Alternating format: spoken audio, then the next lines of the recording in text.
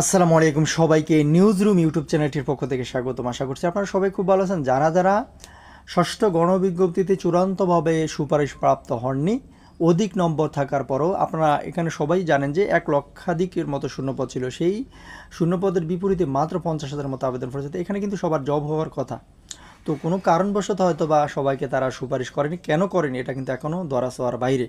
তো যারা এই গণবিজ্ঞপ্তিতে সুপারিশ পাননি তাদের জন্য আজকের ভিডিওটি অনেক গুরুত্বপূর্ণ, না টেনে সম্পূর্ণ দেখবেন। এবং এই চ্যানেলে যদি আপনি নতুন দর্শক হন, চ্যানেলটি এখনই সাবস্ক্রাইব করে আমাদের সাথে যুক্ত থাকতে পারেন, কারণ ষষ্ঠ গণবিজ্ঞপ্তি সহ বিশেষ গণবিজ্ঞপ্তি সহ নিবন্ধনের সকল খুঁটিনাটি খবর কিন্তু এই চ্যানেলে আমরা সবার আগে দিয়ে থাকি। দেখেন, বিশেষ গণবিজ্ঞপ্তির দাবি ষষ্ঠের সুপারিশ বঞ্চিতদের দৈনিক শিক্ষা প্রকাশিত খবরটি 4 সেপ্টেম্বর 2025 প্রকাশিত। চলেন আমরা বিস্তারিত জানি। সেটা হচ্ছে, এখানে লেখা আছে যে বেসরকারি শিক্ষক নিবন্ধন ও প্রত্যয়ন কর্তৃপক্ষের এনটিআরসি ষষ্ঠ গণবিজ্ঞপ্তিতে সুপারিশ না পেয়ে বিশেষ গণবিজ্ঞপ্তি দাবি জানিয়েছেন একদল নিবন্ধিত প্রার্থী। এখানে ব্যানার ফেস্টুন সহকারে কিন্তু এখানে দেওয়া রয়েছে। এখানে লেখা আছে যে 18তম শিক্ষক নিবন্ধনে চূড়ান্তভাবে উত্তীর্ণ ষষ্ঠ গণবিজ্ঞপ্তিতে সুপারিশ বঞ্চিতদের সনদধারীদের বিশেষ গণবিজ্ঞপ্তি দাবিতে মানববন্ধন। আমাদের দাবিসমূহ হচ্ছে 31 ডিসেম্বর 2025 সাল পর্যন্ত শূন্যপদ যুক্ত করে দ্রুত সময়ের মধ্যে বিশেষ গণবিজ্ঞপ্তি দিতে হবে।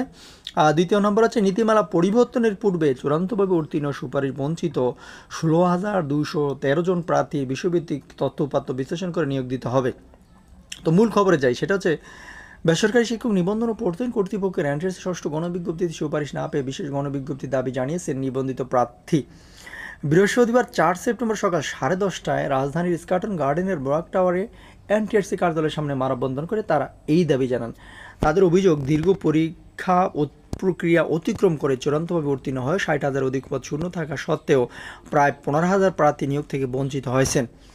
পরে প্রতিষ্ঠানটির চেয়ারম্যান বরাবর দেওয়া এক আবেদনে তারা বিষয়টি দ্রুত সমাধানের আহ্বান জানান। ভিডিওর মাঝখানে বলবো, আপনি যদি এই চ্যানেলটি এখনও সাবস্ক্রাইব করে না থাকেন, প্লিজ চ্যানেলটি সাবস্ক্রাইব করে দেন এবং আমাদের সাথে যুক্ত থাকুন, কারণ বিশেষ গণবিজ্ঞপ্তির আপডেট আসার সাথে সাথে আমরা এই চ্যানেলে সবার আগে দিয়ে দেব। আবেদন প্রার্থীরা উল্লেখ করেন, 18তম শিক্ষক নিবন্ধন পরীক্ষায় প্রিলিমিনারি লিখিত মৌখিক পরীক্ষায় উত্তীর্ণ হয়ে 60,521 জনকে চূড়ান্তভাবে যোগ্য ঘোষণা করা হয়, কিন্তু গত 19 আগস্ট প্রকাশিত ষষ্ঠ গণবিজ্ঞপ্তির ফল অনুযায়ী লক্ষাধিক পদের বিপরীতে মাত্র 41,627 জনকে সুপারিশ দেওয়া হয়। এতে 15,000 মতো চূড়ান্ত প্রার্থী, এখানে লেখা আছে দেখেন, 15,000-এর মতো উত্তীর্ণ প্রার্থী বাদ পড়ে যায়। প্রার্থীরা দাবি করেন, যেখানে এখনও 60,000-এর বেশি পদ শূন্য, সেখানে যোগ্য প্রার্থীদের নিয়োগ না পাওয়ার অন্যায় ও অযৌক্তিক।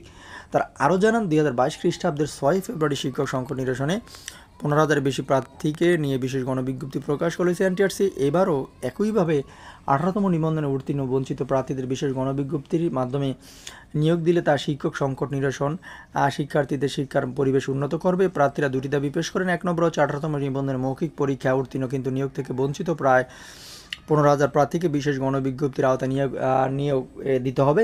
দ্বিতীয় নম্বর হচ্ছে, নীতিমালা পরিবর্তন করার আগে চূড়ান্তভাবে উত্তীর্ণ নিয়োগ বঞ্চিত প্রার্থীদের বিশ্বভিত্তিক শূন্য পদে নিয়োগ নিশ্চিত করতে হবে। তা আশা করি বুঝতে পেরেছেন। আপনাদের প্রতি শুভকামনা রইল। আসসালামু আলাইকুম।